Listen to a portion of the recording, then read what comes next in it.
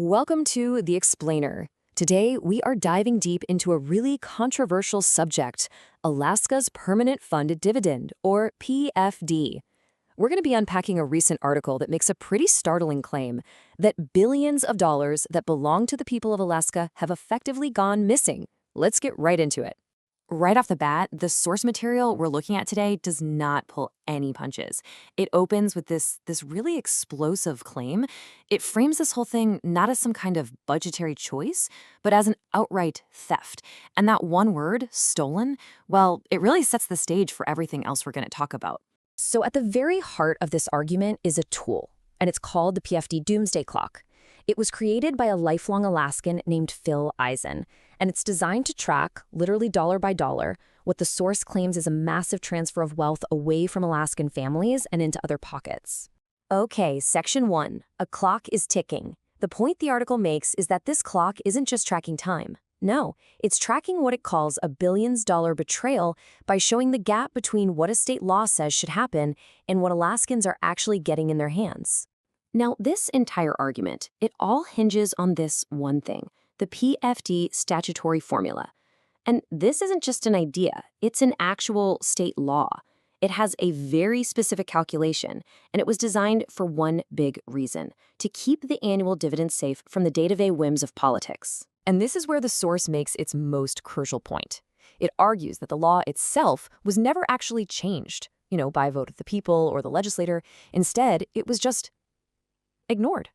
So what happens then?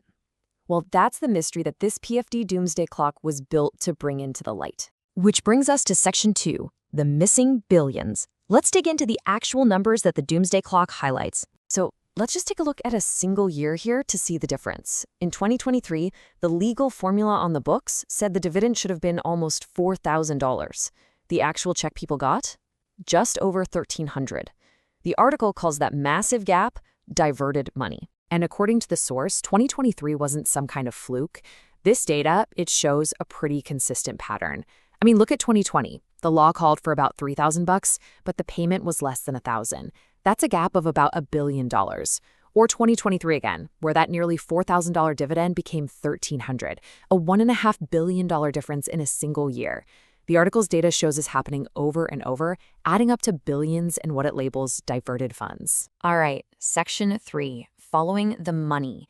So if the money wasn't being paid out to Alaskans, the big question is, where does the article claim actually went? This source we're looking at operates on a really clear principle. Government money doesn't just disappear. It doesn't vanish into thin air. It gets reassigned. It gets redistributed. The argument is that the money that was held back from the PFD was simply moved to fund other government priorities. The process described in the article is basically a simple three-step shuffle. First, the PFD gets cut way below the legal amount. Step 2, that leaves billions of dollars sitting inside the state budget that would have otherwise gone out to citizens. And from there, Step 3, those funds are then free to be redirected to other parts of government spending. So where did the money allegedly go? The source points to several specific destinations, things like government union pension systems, bigger state agencies, and it claims funding for a whole network of non-governmental organizations, or NGOs, which it links to outside political interests. That brings us to Section 4, the political machine. So who does the article actually hold responsible for creating what it calls this new political machine? The source traces this whole practice back to 2016, and it starts with Governor Bill Walker. It then claims that a small group of legislators and officials just kept on ignoring the formula, and they did this, the article alleges, under the influence of outside groups who helped build a system that served their own interests. And the article is very specific here. It actually names names. It points to large, out-of-state, dark money donors and major political advisory firms. And then it links them to several local Alaskan nonprofit organizations, alleging that they all work together to influence state policy and spending. Okay, on to our final section. Who owns the future? This part really looks at the real-world impact of all these numbers. Because as the source argues, this isn't just about a check in the mail. It's about who gets to decide what Alaska's future is going to look like. To make the impact really hit home, the source presents this just staggering figure. It calculates that over a 20-year period, a single family of four stands to lose over $180,000. if the dividend keeps getting paid at this reduced rate instead of the full legal amount. And this is where that huge abstract number becomes very, very real. The source connects that money directly to the daily lives of Alaskans. It asks, what could that money have meant for a family's mortgage, for college tuition, or just for paying for heating oil to get through a long, cold winter? Ultimately, the article lands on this powerful point. The fight over the PFD, well, it's really a proxy war. It's a struggle for control over Alaska's vast resource wealth and, by extension, its entire future.